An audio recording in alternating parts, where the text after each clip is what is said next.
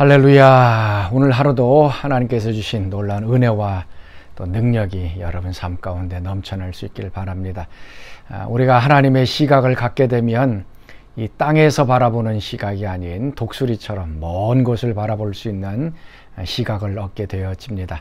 자, 오늘 하루 하나님께서 우리의 전체적인 삶을 인도하신다는 것 바라보며 오늘도 하나님을 좀 의지하는 귀한 하루 되시길 바랍니다. 자, 오늘 우리가 같이 묵상할 말씀 누가복음 1장 39절에서 59절까지의 말씀을 같이 보도록 하겠습니다. 이때 마리아가 일어나 빨리 산골로 가서 유대 한 동네에 이르러 사가랴의 집에 들어가 엘리사벳에게 문안하니 엘리사벳이 마리아가 문안함을 들으매 아이가 복중에서 뛰노는지라. 엘리사벳이 성령의 충만함을 받아 큰 소리로 불러 이르되 여자 중에 내가 복이 있으며 내 태중에 아이도 복이 있도다. 내 주의 어머니가 내게 나아오니 이 어찌 된 일인가. 보라, 내 문안하는 소리가 내 귀에 들릴 때에 아이가 내 복중에서 기쁨으로 뛰놀았도다. 주께서 하신 말씀이 반드시 이루어지리라고 믿은 그 여자에게 복이 있도다. 내 영혼이 주를 찬양하며 내 마음이 하나님 내 구주를 기뻐하였음을 그의 여종의 비천함을 돌보셨습니다. 보라, 이제 후로는 만세에 나를 복이 있다 일컬으리로다. 능하신 이가 큰 일을 내게 행하셨으니 그 이름이 거룩하시며 긍휼하심이 두려워하는 자에게 대대로 이르는도다. 그의 팔로 힘을 보이사 마음의 생각이 교만한 자들을 흩으셨고 권세 있는 자를 그 위에서 내리치셨으며 비천한 자를 높이셨고 줄이는 자를 좋은 것으로 배불리셨으며 부자는 빈손으로 보내셨도다. 그 종 이스라엘을 도우사 긍휼히 여기시고 기억하시되 우리 조상에게 말씀하신 것과 같이 아브라함과 그 자손에게 영원히 하시리로다.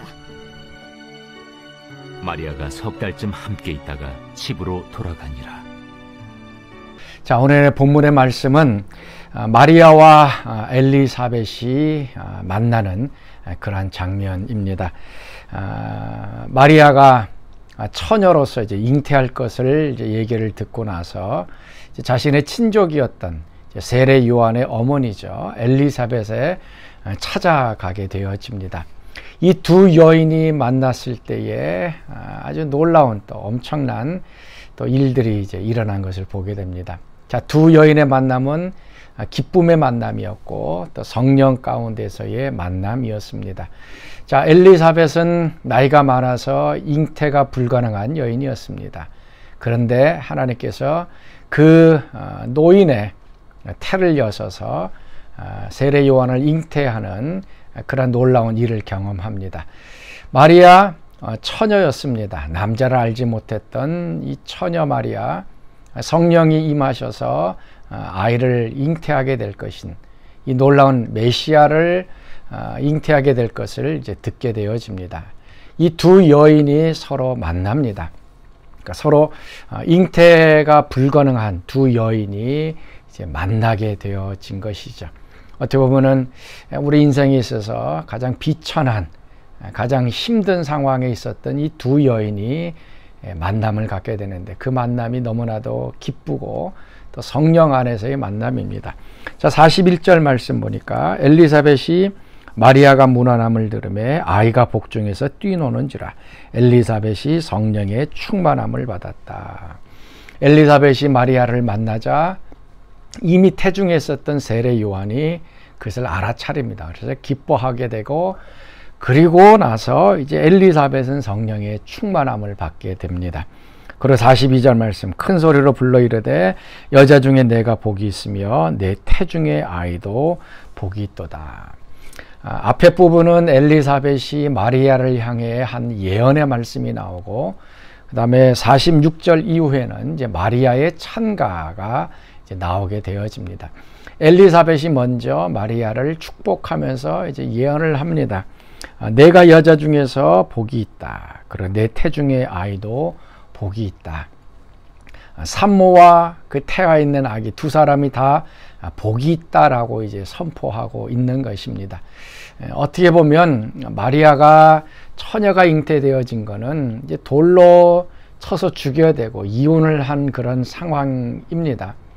그럼에도 불구하고 메시아를 이제 잉태한 것, 상황을 뛰어넘는, 그래서 그 마리아가 복이 있고 또 태중에 있는 그 아이 예수님이 복이 있다라고 얘기해 주고 있습니다.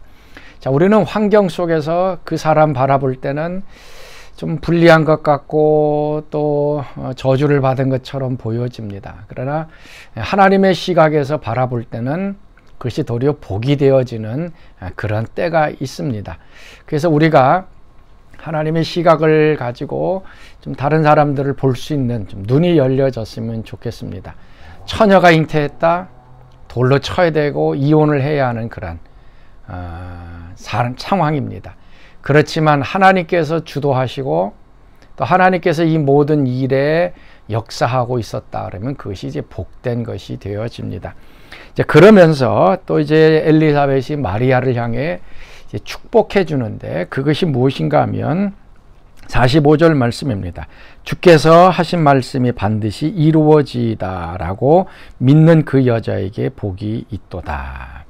이게 바로 이제 예언의 능력이라고 하는데요. 이제 이 45절 말씀은 마리아가 38절 말씀에 했던 그 말씀을 그대로 인용합니다. 처녀가 이제 아이를 낳을 것이다 라고 얘기했을 때에 38절 말씀에 마리아가 이르되 주의 여정이오니 말씀대로 내게 이루어지이다 라고 이렇게 고백을 합니다.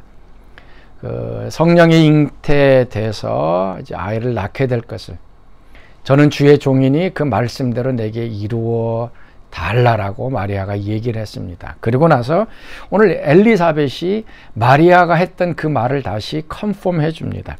그래서 주께서 하신 말씀이 반드시 이루어지다라고 믿는 그 여자에게 복이 있도다. 마리아가 했던 그 고백, 마리아의 그 믿음, 그것을 축복하면서 마리아가 복되다라고 말씀하고 있는 것입니다. 사랑하는 성도 여러분, 자, 오늘 우리가 좀 집중해서 묵상할 말씀은 주께서 하신 말씀이 반드시 이루어지다라고 믿는 사람, 그 사람에게 복이 있는 것입니다. 자, 우리는 성경의 사람이고 말씀의 사람입니다. 하나님의 말씀이 생명이 있고 생동감이 있고 변화시킬 수 있다는 것을 우리는 알고 있습니다. 그렇지만 이것이 단순하게 아는 데서 끝나는 것이 아니라 그것을 믿는 것. 금년 들어서 또 하나님께서 우리가 말씀을 읽고 기도하는 가운데 여러분에게 주신 말씀이 있을 것입니다. 그 말씀을 그냥 귓등으로 흘러버린다든지 아니면은 그냥 뭐 평범한 말씀으로 우리가 무시해 버린다 하면 우리는 복을 잃어버리는 것입니다. 내게 주신 그 말씀이 반드시 이루어질 것이다 라고 그것을 확실하게 믿는 것, 이것이 이제 믿음의 행위고요. 그렇게 믿을 때에 우리는 복 있는 사람, 하나님의 말씀이 그대로 내 삶에 이루어지는 그런 축복을 우리가 체험하게 되는 것입니다. 그래서 하나님 말씀이 반드시 이루어질 것을 마음에 믿는 것. 그래서 오늘 하루 성경 말씀이든 하나님의 말씀이든 기도 가운데 우리가 들은 말씀이든 내게 주신 그 말씀이 반드시 이루어질 것을 여러분들 믿을 수 있기를 바랍니다. 이 믿음이 참으로 중요한 것이죠. 머릿속으로는 아는 것 같은데 마음으로는 믿어지지 않을 때가 많습니다. 그래서 마음으로 믿는 것이 굉장히 중요한데 오늘 하나님께서 내게 주신 이 말씀이 반드시 이루어질 것이다 확신하고 믿고 또 그 말씀대로 행동할 때 우리는 그 말씀이 가져다 주는 놀라운 복을 누리게 되어질 것입니다. 자, 오늘 하루도 하나님 말씀을 믿으면서 살아가는 귀한 하루 되시길 바랍니다. 자, 우리 같이 기도하겠습니다. 하나님 참으로 감사합니다. 자, 오늘도 하나님께서 우리에게 들려주신 그 말씀이 반드시 이루어질 것을 마음속에 믿는 저희들 되게 하여 주옵소서.